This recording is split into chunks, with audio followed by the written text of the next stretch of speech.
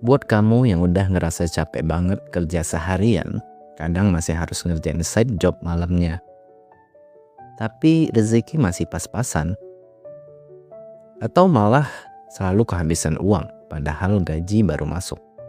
Kamu harus dengerin video ini, karena bisa jadi yang kurang bukan usahamu, tapi keyakinan dalam dirimu yang tanpa kamu sadari menjadi penghalang rezekimu. Dalam video ini kita akan bahas tentang money block, yaitu keyakinan batin yang bisa membuatmu jauh dari kelimpahan rezeki. Tonton terus video ini karena kita juga bakal bahas bagaimana melepaskannya. Money block adalah keyakinan negatif atau terbatas tentang uang. Ini bukan soal mistis, tapi soal mentalitas. Keyakinan itu bisa datang dari didikan orang tua, lingkungan, trauma masa kecil, atau pengalaman pahit soal uang. Misalnya, dari kecil kamu udah dengar, uang itu sumber masalah. Mau kaya harus jahat. Atau orang seperti kita mana bisa kaya. Lama-lama, kalimat itu jadi program di pikiran bawah sadar kita. Mari kita bahas satu persatu money block yang terjadi secara umum. Dan kenapa ini harus kita ubah. Pelan-pelan aja ya. Terus pikirkan apakah kamu pernah mengucapkan hal ini. Atau berpikir yang sama seperti yang bakal dijelaskan ini. Keyakinan negatif soal uang seringkali kita ucapkan, bahkan tanpa sadar. Padahal hal-hal seperti ini harusnya kita jauhi. Kenapa? Karena menurut Law of Attraction, kita menarik apa yang kita pikirkan dan kita yakini.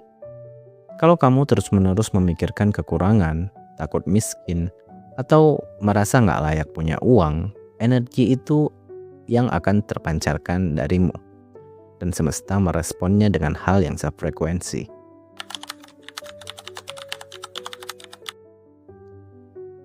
Ini salah satu keyakinan yang sangat umum dan sering terjadi. Sebenarnya bukan uang yang menjadi akar kejahatan, tapi kecintaan terhadap uang. Ini jelas hal yang berbeda. Kalau kamu percaya uang itu jahat, pikiran bawah sadarmu akan menolak uang. Walaupun kamu bilang kamu ingin jadi orang kaya. Maka kamu akan sulit mempertahankan uang atau merasa bersalah saat menerimanya. Kalau kamu memberi getaran negatif terhadap uang, kamu malah akan menarik pikiran negatifmu soal uang tadi.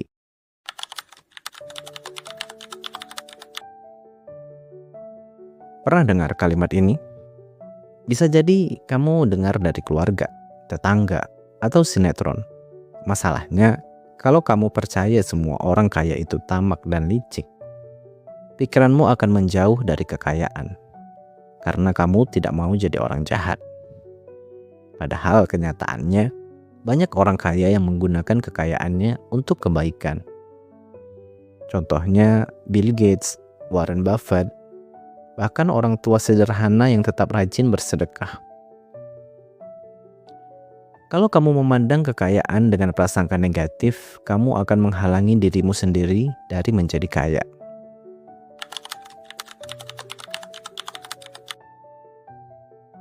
Keyakinan ini biasanya datang dari pengalaman hidup yang keras. Mungkin kamu dibesarkan dalam kemiskinan, jadi merasa kekayaan hanya untuk orang lain. Tapi keyakinan itu adalah bentuk penolakan terhadap kelimpahan. Semesta hanya bisa memberi sesuai yang kamu izinkan. Kalau kamu percaya kamu nggak pantas, maka itulah yang kamu tarik.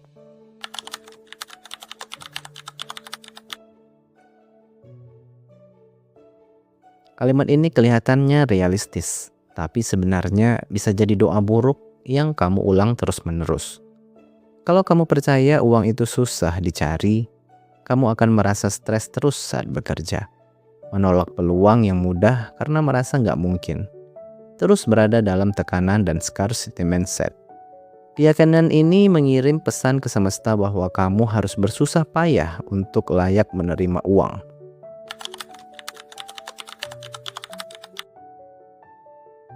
Sering merasa stuck dan berkata, ya beginilah nasibku. Hati-hati, itu bisa jadi kamu sedang mengunci takdirmu sendiri. Padahal rezeki itu bisa bertumbuh, tapi tumbuhnya tergantung dari kapasitas mental dan keyakinan kita. Limits exist only in the mind, kata Arnold Schwarzenegger. Kalau kamu terus berkata hidupmu segini-segini aja, maka kamu akan menarik situasi yang membuatmu stagnan. Kunci dari semua ini adalah frekuensi energi yang kamu pancarkan. Uang datang bukan hanya dari kerja keras, tapi juga dari izin batin. Dari keyakinan bahwa kamu layak menerima dan memanfaatkannya untuk kebaikan.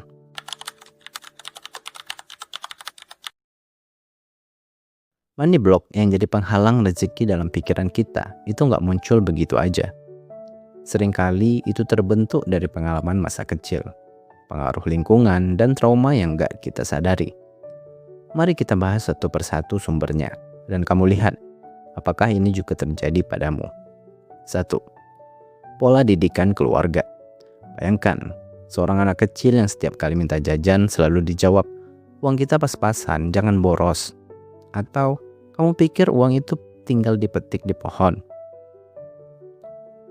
Mungkin maksud orang tua kita ingin mengajarkan kita untuk berhemat. Tapi pesan yang tertanam dalam pikiran kita saat itu adalah, uang itu langka. Uang itu susah. Aku harus merasa bersalah kalau aku menginginkannya. Dan saat anak itu tumbuh dewasa, dia bisa jadi takut untuk meminta gaji lebih tinggi karena merasa tidak pantas. Menolak peluang karena takut gagal dan rugi. Merasa nggak layak hidup nyaman. Inilah yang disebut mental programming. Dan seringkali kita hidup sesuai program yang ditanam sejak kecil. 2. Pengalaman finansial yang traumatis. Coba ingat, pernahkah kamu kehilangan pekerjaan secara mendadak? Atau dipermalukan karena nggak bisa bayar sesuatu? Tumbuh dalam keluarga yang terlilit utang? Semua itu bisa meninggalkan luka. Dan luka itu menjelma menjadi ketakutan bawah sadar terhadap uang. Contohnya, ada seorang pemuda sebut saja Bayu, 28 tahun. Sejak kecil, dia sering lihat orang tuanya bertengkar soal hutang. Saat dewasa, Bayu bekerja keras. Tiap kali dia punya tabungan, dia langsung tergoda untuk menghabiskannya. Seolah-olah uang itu akan menghancurkan hidupnya lagi. Tanpa sadar, Bayu sudah mendestruksi keuangannya sendiri. Kenapa? Karena alam bawah sadarnya percaya uang adalah masalah. Jadi lebih aman kalau tidak punya banyak uang. 3. Pengaruh lingkungan dan budaya. Dalam budaya kita, kadang uang dianggap sebagai topik yang tabu.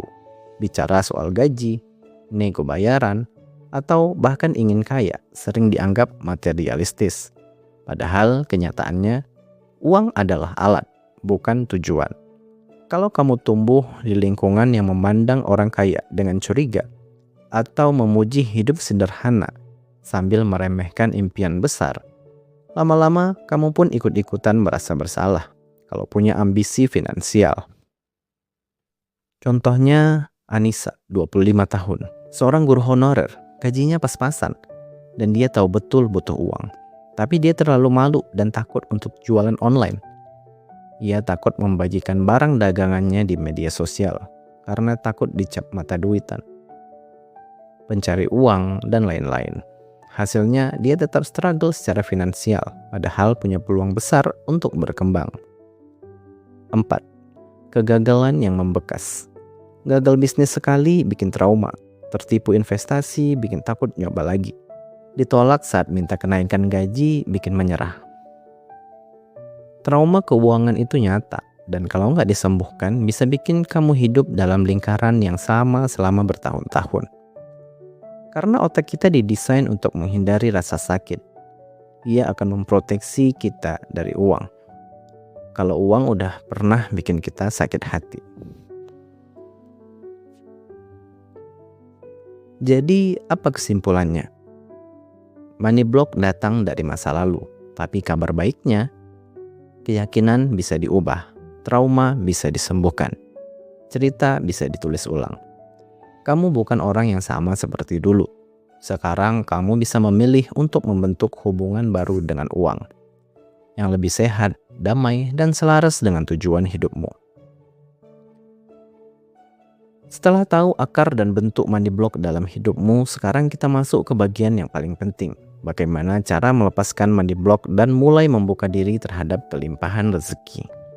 Ini bukan soal tiba-tiba jadi kaya dalam semalam, tapi soal berdamai dengan uang, mengubah cara berpikir dan membangun energi yang sejalan dengan kelimpahan. 1. Sadari dan akui keyakinan negatifmu tentang uang.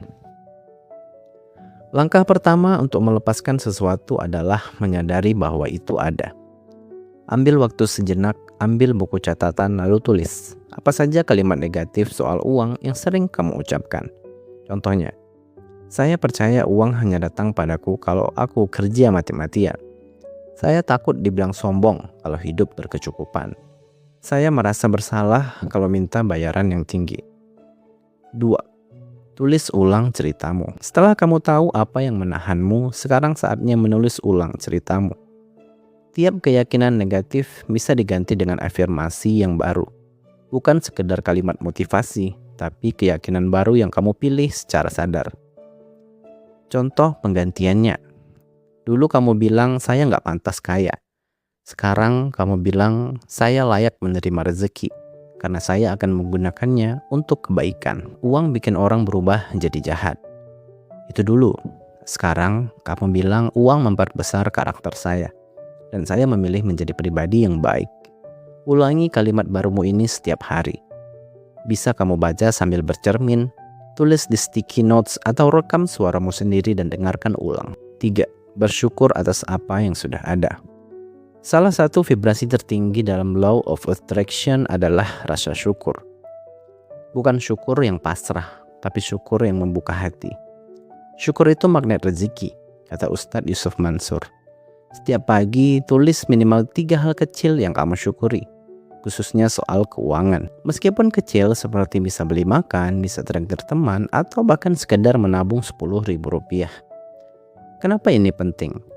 Karena saat kamu bersyukur, kamu mengirimkan sinyal ke semesta bahwa saya menerima, saya menghargai, dan saya siap menerima lebih. 4. Bangun relasi baru dengan uang. Coba perlakukan uang seperti teman baik. Jangan dihina, jangan ditakuti, dan jangan disalahkan. Contoh latihan praktisnya, beri ruang untuk uangmu. Atur dompetmu rapi, buat rekening khusus menabung. Bicara baik tentang uang. Ucapkan terima kasih setiap kali uang masuk, bahkan kembalian receh sekalipun. Kelola dengan cinta, bukan dengan rasa cemas. Belajar budgeting bukan karena takut miskin, tapi karena ingin bertumbuh. Tindakan nyata sejalan dengan energi positif. Semesta bergerak bersama orang yang melangkah. Kalau kamu sudah membersihkan mindset, sekarang saatnya ambil tindakan. Pelajari peluang baru, belajar skill baru, tawarkan jasamu, naikkan harga dengan percaya diri, bangun bisnis kecil, atau sekedar menabung rutin. Itu juga bentuk energi positif. Kalau kamu terus berputar dalam pemikiran tapi nggak bertindak, energi itu akan stagnan. Law of Attraction bukan hanya dari pikiran, tapi juga tindakan. Kesimpulannya, money block bukan kutukan. Ia adalah pola lama yang bisa dilepas. Kalau kamu berani menyadarinya, menghadapinya, dan menggantinya, kamu pasti bisa lepas dari money block. Kamu layak hidup berkecukupan, kamu layak menikmati rezeki, dan kamu layak menyalurkan kekayaanmu untuk hal yang bermanfaat. Rezeki itu bukan soal siapa yang paling cerdas, tapi siapa yang paling siap dan paling terbuka menerimanya. Sekarang pilih, mau terus menolak rezeki karena takut, atau buka hatimu dan izinkan hidupmu berubah mulai hari ini. Terima kasih udah menonton, sampai jumpa di video selanjutnya.